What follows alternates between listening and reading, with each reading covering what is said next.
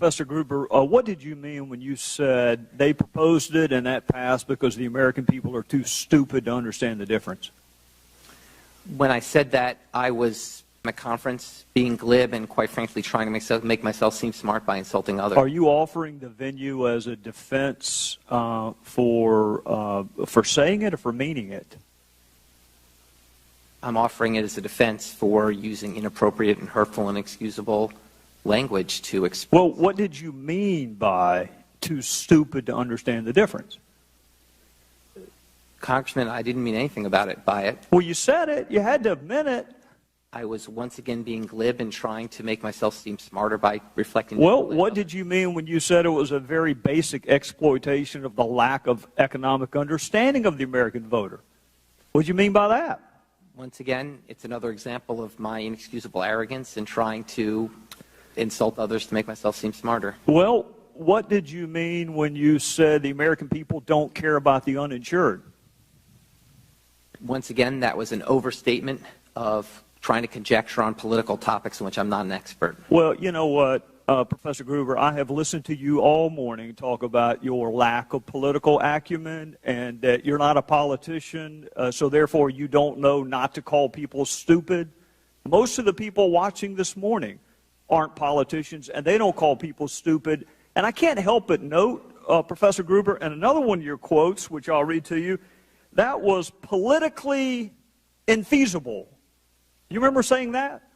Yes. So you do like to factor in the politics from time to time, don't you? And also happen to know, Professor Gruber, that usually you insult the American voter, not the American public.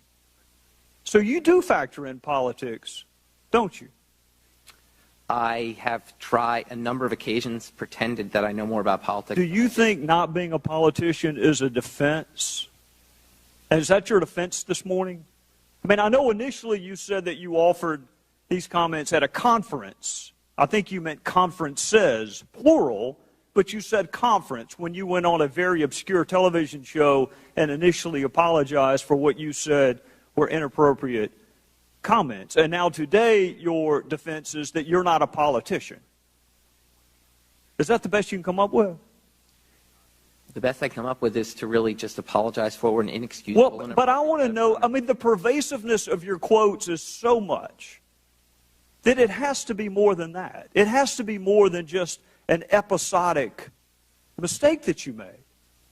Well, here, let me keep going. See if this helps you any.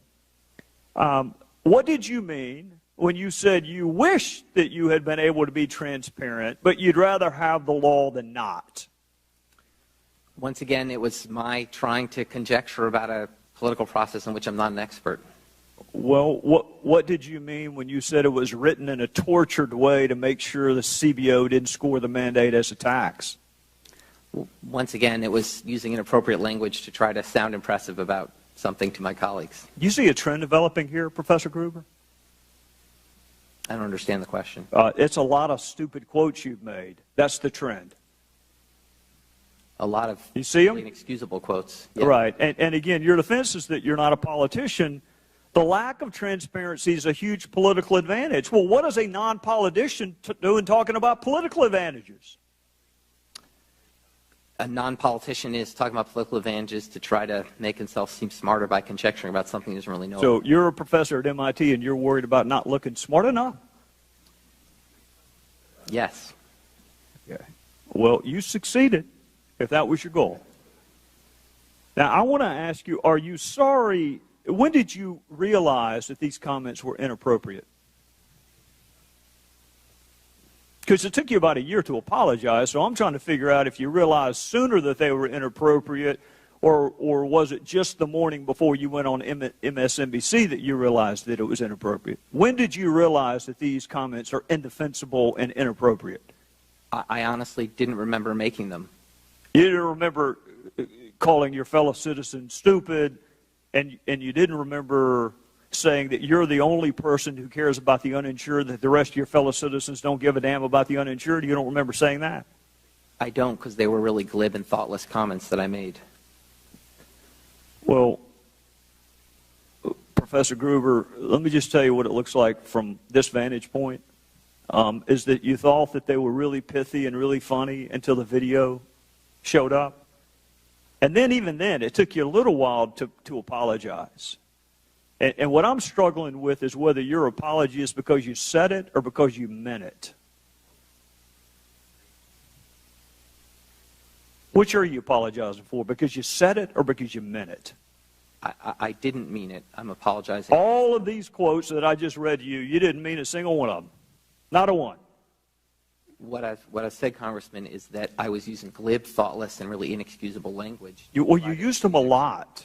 You used them a lot, Professor Gruber, which tends to undercut the notion that you were sorry for an episodic misstatement. I just read to you about 10.